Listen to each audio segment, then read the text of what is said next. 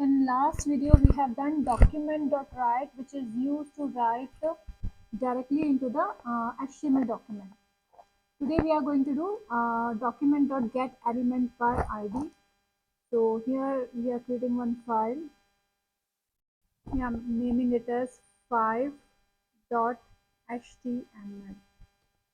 and here is our MS code. Now, document.getElementById is used to access an HTML element by its specific ID. Suppose here we have given an HTML element within body section. I'm giving one paragraph tag. Here I'm not specifying any element to it, ID to it, and it is paragraph 1.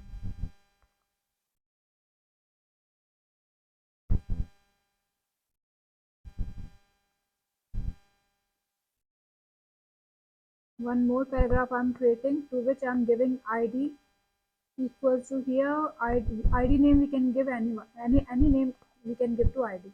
So here I'm giving name F1, and here it is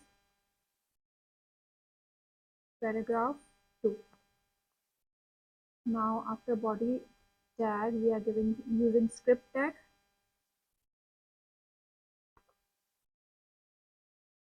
and within the script tag, document dot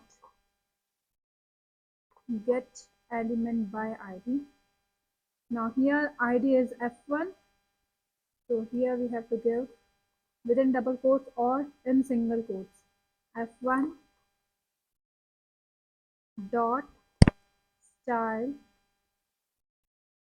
First we need to change its font size, so for that, font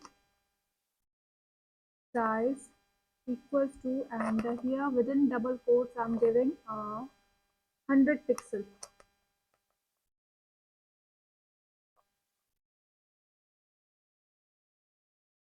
So what it is going to do, it is going to access HTML element. This is HTML element whose ID is F1.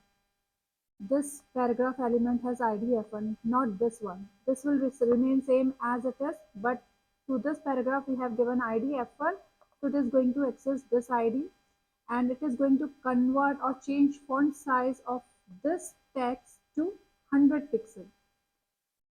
Save it and go live.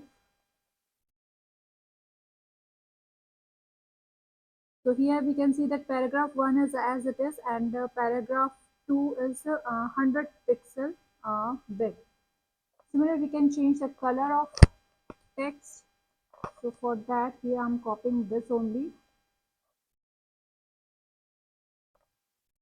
and here I'm changing it to F2, and here it is. One more paragraph element we are creating, to which I'm giving ID equals to F2, and here I'm giving text paragraph 3, and here we are changing the color of text. So style dot color, and here I'm giving color to green. Save it. Now here we cannot give same ID to all the elements. Like here we have used F1, we cannot put F1 here. It is not right.